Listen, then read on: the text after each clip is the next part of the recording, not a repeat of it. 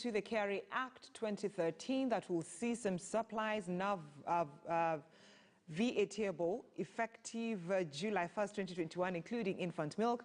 And also bread has seen children's homes decry of high cost that will be worsened by the new tax imposed.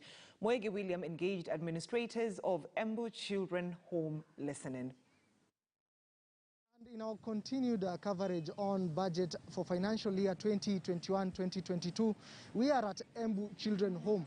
Let me bring you to speed why we are here. Well, according to KRA, they have an uphill task to collect revenue so as to finance this budget, a huge budget for Kenya. And according to VAT Act 2013, some of the supplies now have been amended and will be taxed. That includes milk for the infants, commonly referred to as naan, and also bread, an important supply to this particular institution. But allow me to engage now one of the attendants here to just get a sneak peek. What does this mean to them, and how will it affect you running this institution, taxing of the bread supply and also milk meant for the infant? But also, just briefly, tell us what you do here and how many children you support from this particular institution. Starting off with your name. My name is Sister Letizia. I am living here in Embu in this institution for many years, and our service is to stay with the children, abandoned, orphans with the problems, and they are the children of the government practically. We are helping them to grow, and they come here very, very small with the police. 1 month, 2 months, 3 months, so we need to buy the naan milk for them. And it is a very big problem because we don't have enough money to buy milk that is very costly, especially in the supermarket. We don't find somewhere else. We cannot give them milk of a cow. So we are really in problem for that. For the other children, we buy bread every day, and it is very costly also for us. And we have about 54 children, and the majority are under 2 years, 3 months, 5 months, 6 months. So the work that we are doing is very hard, and we need help from the government for this institution, because these children are coming here freely, we help them. So thank you for this moment to share the problem that we have. Thank you for your time. Allow one more moment to engage one more attendant here. Let us start off with your name and how have you been coping up, attending to these children during this pandemic time? Okay.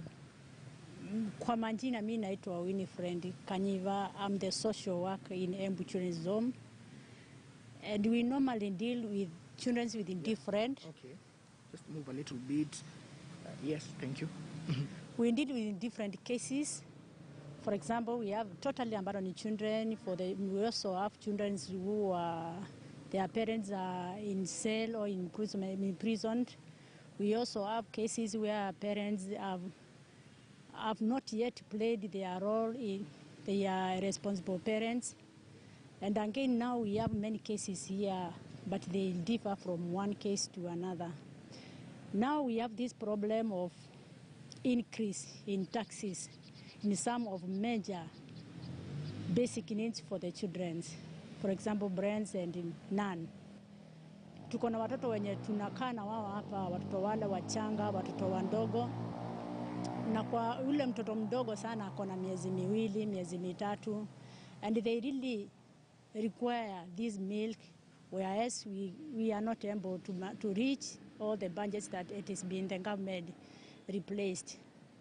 Now it has been also is affecting us due to COVID-19, since we have been relying on well-wishers and good Samaritans within and outside Embu, since we are well known in the Embu County. But now where we were supposed to get those supports and the funds, COVID also got in and affected some of our clients and people who were really playing a good role to our institutions, since it has also brought a lot of challenges. And sometimes we fall in difficult situations where some of our workers, we in discontinuity with some of the activities, and some workers were discontinued from their job activities due to lack of funds and finances. And we hinkali plead with the government, since watoto ni wa serikali, au watoto tunakaa nao ni wa serikali, our role here is to play like our parents. We play like we are only facilitators. Our work here to facilitate. A quick one.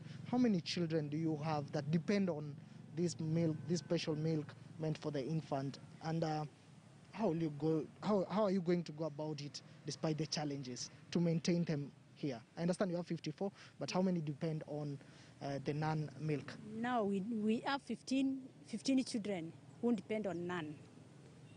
15 children. And sometimes to get this none, it is a big challenge to our institutions. Now we are pleading with the government so that they can factor in not to increase the taxes to some of the basic needs for these children. Yes. Thank you for your time. Well, quite some challenges here at Embu Children Home, and we wish them all the best in their continued work that they are doing for our society. In our continued coverage, we'll speak to different people here in Embu County. We'll speak to business people, farmers, and we get their perspective and also views on the budget for financial year 2021-2022. I'm Wige William, back to you in studio.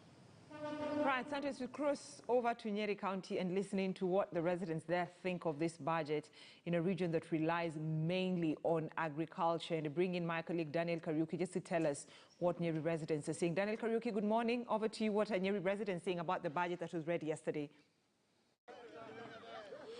Ukur Yatani's second pandemic budget was presented yesterday at the National Assembly, and of course the budget 2021-2022 has elicited varied reactions from Kenyans, even from leaders, and I want just to have a feel of what Kenyans have to say concerning the budget, if it met the expectations with what they expected maybe to do with issues of the basic commodities. Let's just have a feel of what they feel about that budget that was presented by Ukur Yatani. I'm joined by residents from Nyeri County just to give us an insight concerning this. Na asanteni sana kwa kuungana nasi.